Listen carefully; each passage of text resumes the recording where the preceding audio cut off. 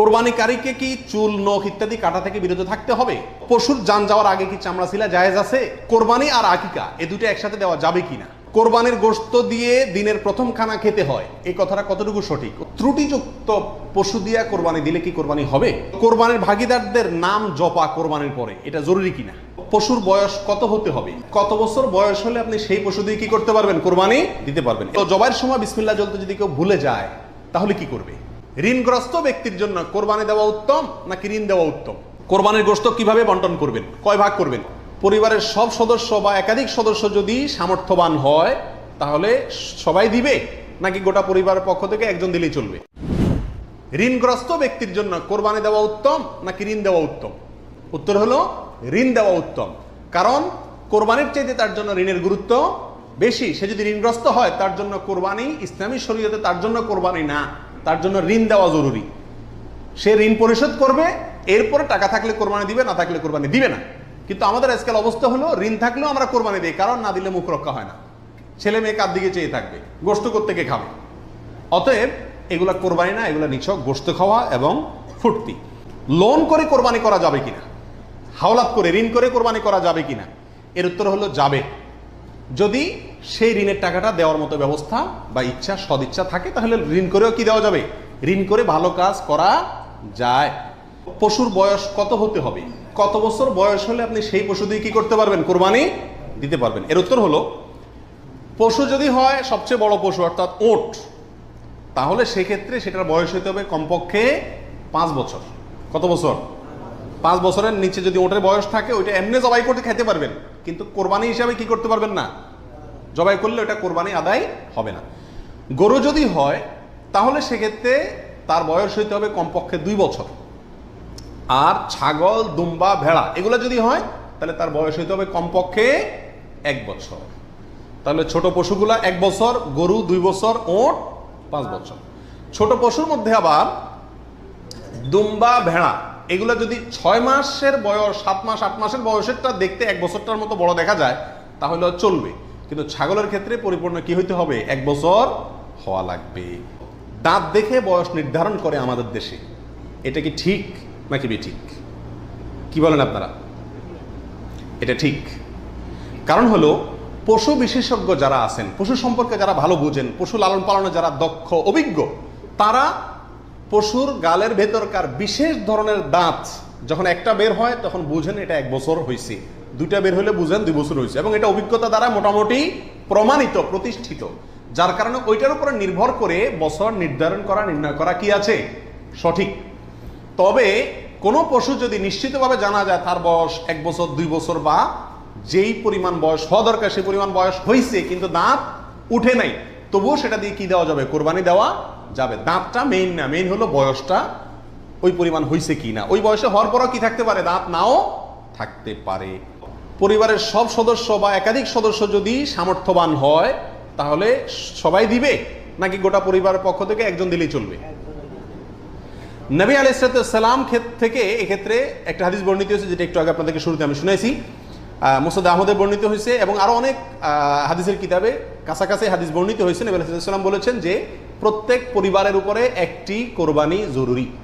প্রত্যেক পরিবারের উপরে উযহিয়াতুন, একটি কোরবানি জরুরি। আলা কুল্লি আহলি বাইতিন, এই ধরনের শব্দ তিনি ব্যবহার করেছেন, প্রত্যেক পরিবারের উপরে। এই হাদিস থেকে বোঝা যায় কোরবানি এটা এক পরিবারে একাধিক সদস্য যদি হয় সামর্থ্যবান, তথাপি যিনি মূল কর্তা তিনি দিলেন তাহলে সবার পক্ষ থেকে হয়ে যাবে। এর বিপরীতে ওলামা ইকরামের আরেকটি মত আছে, যেটা ইমাম আবু হানিফা রাহিমাহুল্লাহর মত। সেটা হলো কোরবানি পরিবারের একাধিক সদস্য যদি সবাই যদি সামর্থ্যবান হয় তাহলে প্রত্যেকের পক্ষ থেকে দিতে হবে। ওনার যুক্তি, উনি বলেন নবী আলাইহিস সালামের ওই হাদিস, যে হাদিসে তিনি বলেছেন যার সামর্থ্য আছে আর কোরবানি দেয় না সেজন্য ঈদগাহে না আসে। এখানে যার সামর্থ্য আছে প্রত্যেক ব্যক্তিকেই শামিল করে এই নির্দেশনা। বিষয়টা গবেষণামূলক, উভয় পক্ষেরই দলিল এবং যুক্তি আছে। তো এক্ষেত্রে সতর্কতামূলক মত যদি অবলম্বন করি আমরা, তাহলে প্রত্যেকেরই যার যার সামর্থ্য আছে তার পক্ষ থেকে করা যেতে পারে, এবং করলে সমস্যা হবে এটা কারোর মতেই নাই। অমুকের নামে কোরবানি দেওয়া, তমুকের নামে কোরবানি দেওয়া, 7 নামে, 3 নামে, 5 নামে, এরকম একটা কথা সমাজে প্রচলিত আছে। এই কথাটা বলাটা সঠিক কিনা? এর উত্তর হলো না, এটা সঠিক না, এই কথাটা ভুল। কিন্তু এই ভুলটা এমন ভুল না যে ভুলের কারণে বড় ধরনের গুনাহ হয়ে যাবে, কারণ এটা বলার ভুল।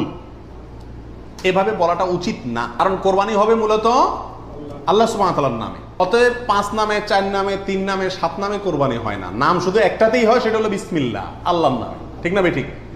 অতএব এই কথাটা বলার ভুল। এখানে বলতে হবে 7 জনের পক্ষ থেকে, 3 জনের পক্ষ থেকে, বা 3 শরিক, 5 শরিক, 5 শেয়ার, 5 ভাগ, এভাবে বলা যেতে পারে। কিন্তু বা অমুকের পক্ষ থেকে, তমুকের পক্ষ থেকে, এভাবে বলা যেতে পারে। কিন্তু অমুকের নামে, তমুকের নামে এভাবে বলাটা উচিত নয়। যদিও এখানে কেউ এই উদ্দেশ্যে বলে না যে আল্লাহর সাথে শরিক করে 3 জনের নামে দিচ্ছি, এরকম কেউ উদ্দেশ্য নেয় না, সেজন্য এটা কি হবে না, শিরকে পৌঁছাবে না। তারপর এভাবে না বলাই উচিত এবং উত্তম, নিরাপদ। কোরবানির গোশত কিভাবে বন্টন করবেন, কয় ভাগ করবেন? এর উত্তর হলো কোরবানির পশু 3 ভাগে বন্টন করা উলামায়ে কেরাম মুস্তাহাব বলেছেন, কিন্তু কোন হাদিসে এর ক্ষেত্রে আলাদা করে এভাবে নির্দেশ করা হয় যে 3 ভাগ করতে হবে। আল্লাহ কোরআনে বলছেন যে ফাকুলু মিনহু, তোমরা কোরবানির পশু থেকে নিজেরা খাও, ওয়া আতইমু আল কানিআ ওয়াল মুতাররা, ধনী গরিব সবাইকে দাও। তাহলে ধনী গরিব 2 ভাগকে দাও, আবার নিজে খাও, 3টাই হয়ে গেল এখানে। এর থেকে 3 ভাগ মোটামুটি ভাবে ইঙ্গিতে বোঝা যাচ্ছে, কিন্তু এটা কোনো জরুরি কিছু না। আর সহিহ মুসলিম হাদিসে আছে নবী রাসূলুল্লাহ সাল্লাল্লাহু আলাইহি ওয়াসাল্লাম বলেছেন তোমরা নিজেরা খাও, আবার রেখেও দাও, আবার দানও করো, অর্থাৎ 3টা করা যাবে। আবার সহিহ মুসলিমের আরেক বর্ণনায় আছে তোমরা খাও এবং মানুষকে খাওয়াও। তাহলে বোঝা গেল নিজে খাওয়া, অন্যকে দান করা সবগুলাই উত্তম এই কোরবানির গোশত। জবাইয়ের সময় বিসমিল্লাহ বলতে যদি কেউ ভুলে যায় তাহলে কি করবে? এর উত্তর হলো নিজের পশু তো নিজে জবাই করা উত্তম। যারা প্রফেশনাল জবাই করেন মৌলভী সাহেবরা, তারা তো ভুলের কথা না, কারণ তাদের অভ্যাসই আছে। নিজেটা নিজে করতে গেলে ডরে ভয়ে ভুলেও যেতে পারে। যদি কেউ ভুলে যান, ভয়ের কোনো কারণ নাই। মুসলমান যদি ভুলেও যায়, তবুও সেই পশু হালাল হবে, খাওয়া হারাম হবে না। ইচ্ছাকৃত যদি কেউ বিসমিল্লাহ না বলে সেটা ভিন্ন কথা, সেটা সমস্যা আছে। কিন্তু ভুলে যদি বিসমিল্লাহ না বলে, তাতে পশু হালালই থাকবে, হারাম হবে না ইনশাআল্লাহ। কসাইকে শুরুতে সাপ বলে দিতে হবে যে ভাই গোশত পাবা না, কত টাকা নিবা সাপ বলো, তুমি সে আশা করে বসে থাকিও না। 2 টাকা বেশি নাও, কিন্তু আমি তোমাকে গোশত টোস্ত বা কোনো কিছুই দেবো না। তবে হ্যাঁ, কসাই যদি আপনার প্রতিবেশী হয়, আপনার আত্মীয় হয়, অথবা অন্য গরিব মানুষ হয়, অন্য 10 জন গরিবকে যে পরিমাণ দিতেন তাকেও সে পরিমাণ দেন, তাহলে সমস্যা নেই, ওইটা ঠিক আছে। কিন্তু অন্য গরিবদেরকে দেন আধা কেজি করে, তারা দেন 5 কেজি, সমস্যা আছে। কারণ 4.5 কেজি আপনি কেন দিলেন তাকে? কাটছে সেজন্য, এটা বিনিময় হয়ে যাচ্ছে, এই জন্য এটা করা যাবে না। অতএব নারী বুড়িও যদি কেউ সাফ করে, তাকেও কি দেওয়া যাবে না? ওই নারী বুড়ি সাফের বিনিময়ে নারী বুড়ির অর্ধেক বা গরুর কোনো অংশ তাকে দেওয়া যাবে না। সাফ করলে সাফের বিনিময়ে তাকে ক্যাশ টাকা দিয়ে দিবেন। কথা বুঝতে পারছি? নারী বুড়ি যদি দিতে হয়, তাহলে গরিব মানুষ হিসাবে দিলেন, সেটা ভিন্ন কথা। কিন্তু এজ এ তার কাজ পারিশ্রমিক হিসাবে কি করতে পারবেন না, দিতে পারবেন না। এটা বহুলের ভিতরে একটা, এবং এটা প্রচুর পরিমাণে মানুষকে সচেতন করা দরকার এই ব্যাপারে। বিয়ের অলিমার গোশত সংগ্রহের জন্য কোরবানি করা যায় আছে কিনা? আমাদের দেশে উল্লেখযোগ্য সংখ্যক বিয়ে হয়ে থাকে কোরবানিদের পরে। আপনারা খেয়াল করবেন, আগদ হয়তো আগে পরে হয়, খাওয়ান দাওয়ানের অনুষ্ঠান হয় কোরবানিদের পরে। আল্লাহ মাফ করুক, কোরবানির সময় তো গরু একটা এমনি জবাই করা লাগে, তো ওই সময় যদি অলিমার অনুষ্ঠানটা বা বৌভাতের অনুষ্ঠানটা করা যায়, তাহলে তো ওই গোশত দিয়েই সারা যায়, গোশতের টাকাটা বেঁচে যায়। যদি কারোর এরকম উদ্দেশ্য থাকে, তাহলে সেক্ষেত্রে তার কোরবানি হবে না। আর যদি কেউ মনে করে যে না, ঈদের পরে সবাইকে পাইতে সুবিধা হয়, সেজন্য ওই টাইমটাতে করতেছি, অথবা আপনার কোরবানি করলাম, অলিমার জন্য আলাদা গরু জবাই করলাম, অথবা আপনার কোরবানির গোশত অলিমার জন্য করি না, আমি অলিমা করলেও একটা গরু দেই, অন্য বছর না থাকলেও একটা গরু আল্লাহর জন্য দেই, এরকম যদি কেউ থাকে তাহলে তার জন্য জায়েজ আছে। আর তা না হলে এই কোরবানির গোশত দিয়ে অলিমা সারা, অনুষ্ঠান সারা, এটা যদি ওই উদ্দেশ্যে করে, তাহলে সেক্ষেত্রে এটা কোরবানি হবে না, বরং এটা এক ধরনের তামাশা হবে কোরবানির নামে। কোরবানির সুন্নাহ পদ্ধতি কি, কোন দিকে ফিরে জবাই করতে হবে? এর উত্তর হলো, কোরবানির সুন্নাহসম্মত পদ্ধতি হলো পশুকে মাথা দক্ষিণ দিকে দিয়ে পাও কেবলামুখী করে তারপরে বিসমিল্লাহি আল্লাহু আকবার বলে কি করতে হবে? জবাই করতে হবে। জবাই করার ক্ষেত্রে সাধারণত পশুর কানকে গলার দিকে টেনে ধরলে যে জায়গায় এসে কান থামে, ওই জায়গা বরাবর যদি ছুরি চালানো হয়, তাহলে খুব দ্রুত পশুর জবাই হয়ে যায়, কষ্ট কম হয়, হাঁডি টাডির উপরে যায় না সাধারণত। বাকি এই জায়গাটা ধরে যেখানে হাড্ডি নেয় সেখানে ছুরি চালানো, এবং পশ্চিম দিকে ফিরিয়ে দক্ষিণমুখী করে করা। যদি কেউ অন্য কোনো দিকে ফিরে করে ফেলে, তাহলেও তার কোরবানি হয়ে যাবে, কিন্তু এটা সুন্নাহর খেলাফ হলো। রাসূল আকরাম সাল্লাল্লাহু আলাইহি ওয়াসাল্লাম থেকে এভাবে কোরবানি করাটাই প্রমাণিত আছে। কোরবানির ভাগীদারদের নাম জপা কোরবানির পরে, এটা জরুরি কিনা? আপনারা দেখবেন, ভাগীদারে কোরবানি যদি দেয়, তার লিস্ট লিখতে লিখতে অবস্থা খারাপ হয়ে যায়, এবং যিনি কোরবানির পশু জবাই করেন ওই হুজুর নাম নিতে নিতে অবস্থা খারাপ, আল্লাহর নামে এতবার নেয় কিনা সন্দেহ, এতবার ওই ভাগিদারদের নাম নেয়, কারণ ভালো করে নাম নিলে টাকা পাওয়াও, কোরবান জবাইয়ের টাকা পাওয়াও কঠিন হয়ে যাবে। তো এটা জরুরি কিনা? উত্তর হলো এটা মুস্তাহাব। কোরবানি করার পরে আল্লাহুম্মা তাকাব্বালহু মিন ফুলান ফুলান ফুলান, আল্লাহ এটাকে অমুকের পক্ষ থেকে নাম ধরে তাদের পক্ষ থেকে কবুল করুন, এরকম বলাটা মুস্তাহাব, উত্তম। রাসূল আকরাম সাল্লাল্লাহু আলাইহি ওয়াসাল্লাম নিজেও বলেছেন, আল্লাহ এটা আমার পক্ষ থেকে কবুল করেন, এটা আমার উম্মতের পক্ষ থেকে কবুল করেন, আমার পরিবার, এটা আমার উম্মতের পক্ষ থেকে। তাহলে এভাবে সবাইয়ের পক্ষ থেকে কোরবানি, যে কয়জন দিচ্ছে তাদের পক্ষ থেকে কোরবানি হচ্ছে এই কথাটা, এবং তাদের পক্ষ থেকে আল্লাহ কবুল করেন, এটা বলাটা উত্তম, মুস্তাহাব। কিন্তু কিনা কোনো কারণে যদি এটা কেউ বলতে ভুলেও যায়, নিয়ত যেহেতু আছে আল্লাহ জানেন, অতএব কি হয়ে যাবে? কোরবানি হয়ে যাবে। পশুর জান যাওয়ার আগে কি চামড়া ছিলা জায়েজ আছে? উত্তর হলো না, কঠোরভাবে নিষেধ। আমাদের দেশে কসাইরা এবং যারা চামড়া ছিলে নিজেরা অনেক সময় দেখা যায় জান এখনো পুরো বাইর হয় না, রু বাইর হয় না, তার আগেই ওই পায়ের রগ কাটা শুরু করে, চামড়া ছিলা শুরু করে, পুরো নাড়াছাড়া করে। এটা জায়েজ নাই, এটা গুনাহের কাজ। আপনি কোরবানি করছেন ইবাদত, অথচ গুনাহ হচ্ছে সাথে। নবী সাল্লাল্লাহু আলাইহি ওয়াসাল্লাম বলেছেন, ইন্নাল্লাহা কাতাবাল ইহসান আলা কুল্লি শাই, আল্লাহ সব বিষয়ের প্রতি ইহসান করার নির্দেশ করেছেন। অতএব ফাইদা কাতালতুম ফাআহসিনুল কিতলাতা ওয়া ইযা যাবাহতুম ফাআহসিনুজ যাবিহাতা, তোমরা যখন কোনো পশুকে জবাই করবে তখন এই পশুর প্রতি রহম করিও, ভালো করে ধারটা দিয়ে নিবে, নবী সাল্লাল্লাহু আলাইহি ওয়াসাল্লাম বলছেন, যাতে করে তার রু বের হইতে কষ্ট না হয়। সেখানে জীবিত অবস্থায় এখনো মরে নাই, আপনি চামড়া ছিলা শুরু করে দিলেন, এটা খুবই অন্যায় এবং জুলুম। কোনো পশু কষায় যদি করে তাকে থামাই দিবেন, যে রু যেতে দাও, তারপরে হাত দাও। কোরবানির গোশত দিয়ে দিনের প্রথম খানা খেতে হয়, এই কথাটা কতটুকু সঠিক? উত্তর হলো পুরাই সঠিক।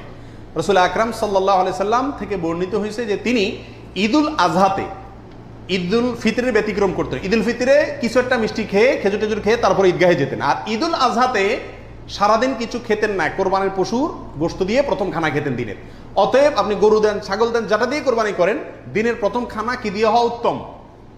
ওই গোশত দিয়ে হওয়া উচিত। গোশতটা তো আল্লাহকে দিয়ে দিয়েছেন, আল্লাহর নামে জবাই করছেন, আল্লাহ আপনাকে হাদিয়া দিয়েছেন, এই জন্য আল্লাহর হাদিয়ার আগে একটু পেটটা খালি রাখেন, আকর্ষণ করে খান, তাহলে ইনশাআল্লাহ সেটা আপনার জন্য, আপনার আল্লাহর হাদিয়াকে আপনি মূল্যায়ন করলেন, সেটা প্রমাণ হবে। কোরবানি আর আকিকা এই দুটো একসাথে দেওয়া যাবে কিনা, এটা কমন প্রশ্ন আমাদের সমাজে। এর উত্তর হলো অনেক উলামায়ে কেরামের মতে দেওয়া যাবে, ফতোয়া শামী ইত্যাদিতে তাই লেখা আছে যে দেওয়া যাবে কোরবানি আর আকিকা একসাথে একই গরুর মধ্যে।